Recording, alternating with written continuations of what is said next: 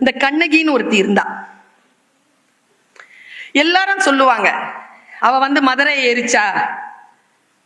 அவ அப்படிதான் நிக்கிறா, அந்த கோலத்துலதான் நிக்கிறா. அவ அதுக்கு தானே புகழ். நான் சொல்றேன், சீதை எதுக்கு புகழ்? தன்னுடைய கணவனுக்கு நல்ல மனைவியாக இருந்தாள் என்பதற்காகத்தானே புகழ். நான் 2 பார்வையும் வித்தியாசமா பார்க்கிறேன். சீதை போல் ராமனை காதலித்தவர்கள் வேறு கிடையாது. அவ காதலி தான். சீதை ஒரு காதலி, ராமனின் காதலி சீதை. அதே மாதிரி கண்ணகி ஜெயித்த இடம் புறம் இல்லை, அகம். அகத்துல ஜெயித்தா கண்ணகி. கணவன் கேட்கிறான், அவன் பேர் என்ன? கேவலன், கோவலன். கோவலன் வந்தானா? 12 வருஷங்க, 12 வருஷம் யாரோடைய போய் வாழ்ந்திருக்காங்க. இவளுக்கு 12 வயசுல கல்யாணம். இவன் திரும்பி வரும்போது இவளுக்கு 24 வயசு. அந்த காலத்துல 30 வயசு 35 வயசுக்கு மேல உயிரோடு இருக்க முடியாது. அவ்வளவுதான் லைஃப் ஸ்பேன். முக்கால்வாசி வாழ்க்கை முடிந்து போனது. இப்பவே 24 வயசுல வீட்டுல பொண்ணு இருந்தா இன்னும் கல்யாணம் ஆகலையான்னு கேட்பாங்க. இந்த 21ஆம் நூற்றாண்டு. அப்போ பாருங்க, நின்னானே, நின்ன அந்த ஆளு மாதவிக்கு புள்ள பெத்துட்டு வந்திருக்காங்க. எப்படி இருக்கும் இந்த பெண்ணுக்கு? உட்கார்ந்து இருக்காங்க. நான் ஒரு காட்சி மட்டும் சொல்றேன். உட்கார்ந்து இருக்கா, வரான். எப்பவுமே மாசம் மாசம் ஆள் தான் வருவான். 1008 பொன் களஞ்சியம், 1008 சவரன்ஸ் டெய்லி. 12 வருஷம் கொடுத்துருக்கான் மகாபாவி சித்ராபதிக்கு, மாதவியுடைய அம்மாக்கு. காலி ஆயிடுச்சு, சொத்து காலி ஆயிடுச்சு. நிக்கிறான் இந்த அம்மா. இப்ப கண்ணகி காட்சிப்படுத்திக்கோங்க. கண்ணகி உட்கார்ந்துருக்கா. எங்கேயோ பார்த்த மாதிரி இருக்கு. வீட்டுக்குள்ள எப்படி இப்படி வரமாட்டாங்களே. அவன் இப்படி பாக்குறான். அவளுக்கு கரு வரி ஓடிய கண்கள், அழுது அழுது மை கரைஞ்சி கருப்பா ஓடிட்டு இருக்கு. மாதவிக்கு செவ்வரி ஓடிய கண்கள். அவன் உணர்ச்சி வசப்பட்டு பாட்டு பாடி டான்ஸ் ஆடி அவளுக்கு செவ்வரி, இவளுக்கு கருவரி ஓடிய கண்கள். 12 வருஷம் உட்கார்ந்துருக்கா, எங்கேயும் போல, இப்படி உட்கார்ந்துருக்கா. அவன் வரான். இதெல்லாம் சொல்லி கொடுக்க மாட்டாங்க நமக்கு. தேரா மன்னா செப்புவது உடையன், மதுரையை எரிச்சா, மதுரை எரிச்சா. ஏய், அவன் மதுரையை எரிச்சதுக்கு முன்னால ஒண்ணு செஞ்சிருக்கா, அதை சொல்லி கொடுங்க.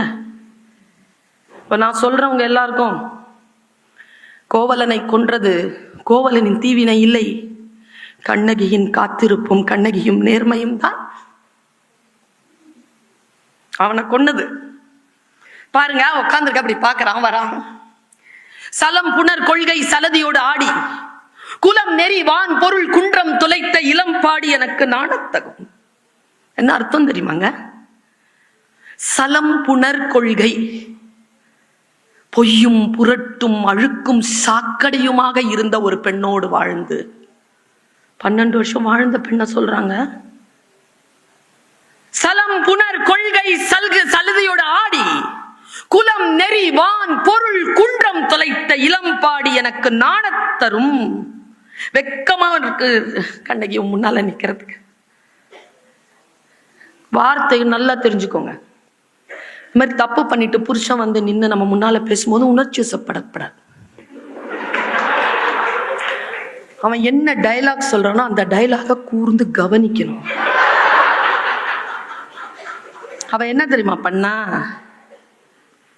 என்ன சொன்ன நீ? ஒரு சலதியோட ஆடி, காசு இல்லையா? குலம் நெறி வான் பொருள் குன்றம் தொலைத்த, என் வாழ்க்கை தொலைச்சேன்னு வரல நீ. உன்னை கல்யாணம் பண்ணி உன்னை ஏமாத்திட்டேனே, அதுக்கு வரல. அவளோடையோ டான்ஸ் ஆடி காசு தொலைச்சிட்டு வந்திருக்க, மறுபடியும் போய் ஆடு. ஒன்னும் பேசுறீங்க அந்த அம்மா. இதுதான் உணர்ச்சி நிலை. காலில் குனிஞ்சா அவன் பார்த்தா வீட்டுக்குள்ள செருப்பு போட மாட்டாங்களே. காலில் இருந்து சிலம்பு கழட்டி கொடுத்து, சிலம்பு இருக்கியா எடுத்துட்டு போ. காசு இல்லை, நான் பாக்குறேன், சிலம்பு இருக்க, போயிட்டு வா. அவன் உடனே, இல்ல கண்ணகி உன்னோட வாழ வந்தேன். இந்த வார்த்தை கேட்ட உடனே எந்திரிச்சாங்க எங்க அம்மா. வாழ வந்தியா? தான் 4-5 துணி எடுத்து போட்டு கட்டி பிடிச்சு போலாங்க. எங்க போலாம், எது போலாம். 12 வருஷம் ஏமாத்தனானே. இங்க செத்தாங்க அவன் யோசிக்கிறான். நல்லா தெரிஞ்சுக்கோங்க, ஆண்களுக்கு இது சொல்லி கொடுக்க கூடாது. நானு பெண்கள் முன்னால் தவறு செய்து வந்த ஆண்கள் எதை எதிர்பார்ப்பார்கள் தெரியுமா? அவ கத்தி கலாட்டா பண்ணணும், ஆனா மூஞ்சில அடிச்சுட்டு அழுவணும். இந்த 2 தான் எதிர்பார்ப்பாங்க. ஒண்ணு சத்தம் போட்டு சட்டை கிழிக்கணும், இல்லைன்னா தான் அடிச்சுக்கிட்டு அழுவணும். 2மே செய்யல. அவன் அங்கேயே அவன் பாதி உயிர் போயிடுச்சு. அப்படி பாக்குறான், கூடவே நடந்து வரான், சைலண்டா நடந்து வரான். கவுந்தி வராங்க, அப்படி போறாங்க, மாதரி வீட்டுக்கு போறான். எல்லாம் அந்த காட்சி எல்லாம் போய் கடைசியா அந்த அம்மா கைய சோறு சமைச்சு சாப்பாடு போடுறா. சாப்பிட்டு தாம்பூலம் கொடுக்குறீங்க. நீங்க இந்த பூம்புகார் படத்தெல்லாம் பார்த்துட்டு சிலப்பதிகாரம் படிச்சதா நினைக்காதீங்க, படிக்கணும். இந்த கோனாறு, நாடாறு, செட்டியாறுலாம் டைரக்டா படிக்கணும். அப்பதான் புரியும். ஒரு வாட்டி படிச்சா புரியாது, 2வது படிச்சா புரியும். ஏன்னா யாருடைய புரிதல்லையும் நம்ம படிக்கூடாதுல்ல. இப்ப பலாப்பழம் எப்படி இருந்தது?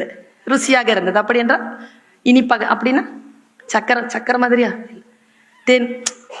பலாப்பழத்தை சாப்பிட்டா தானே தெரியும். கவிதையை அனுபவிக்கணும். அந்த அனுபவித்து விட்டு நான் சொல்றேன் இந்த விஷயத்த. சமைச்சிட்டு சாப்பாடு போட்டு தாம்பூலம் கொடுத்து அந்த சிலம்போடு அப்படி போகும்போது தாங்க முடியாம கேட்டாங்க கோவலன், எழு என்றதும் எழுந்தனை கண்ணகி என் செய்தனை.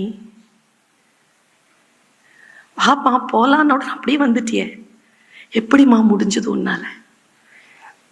பதில பாருங்க. போற்றா ஒழுக்கம் புரிந்தீர். திட்டதும் போறேன், எப்படி திட்டா? போற்றா ஒழுக்கம் புரிந்தீர், யாவதும் மாற்றம் ஏதும் நிகழ்த்த முடியா வாழ்க்கையினன் ஆதலின் எழு என்றதும் எழுந்தனன். என்னால மாத்திக்க முடியல ஐயா என் வாழ்க்கைய, அதனாலதான் என் வந்தேன். அங்க செத்தவன் அங்க போய் விழுந்தது சவம்தான். வாழ்க்கை நமக்கு பல்வேறு விதமான விஷயங்களை கொடுக்கிறது. சீத்தை கேட்கிறாள், நானும் வரேன்யா உன்னோட. ராமன் சொன்னானே, யோ காடு சுடும். கேட்டாளே எங்க அம்மா, அழகா எழுதுவார் கம்பர், நின் பிரிவினும் சுடுமோ பெருங்காடு. அதான்யா சூடு, உன் பிரிவு தான் சூடு. அதை விடவா சுட்டுட போகுது? வாழ்க்கையில் உணர்ச்சி நிலையை சரியாக வைக்கின்ற பொழுது ஒரு பெண் ஒரு ஆண் தவறிழைக்கவே மாட்டார்கள். அந்த உணர்ச்சிகளோடு தன்னுடைய வாழ்க்கை அடுத்த கட்டத்திற்கு எடுத்து செல்வார்கள் என்கின்ற நெகிழ்ச்சியை ஏற்படுத்துகின்ற தருணம் இந்த வாசிப்புக்கான தருணம்.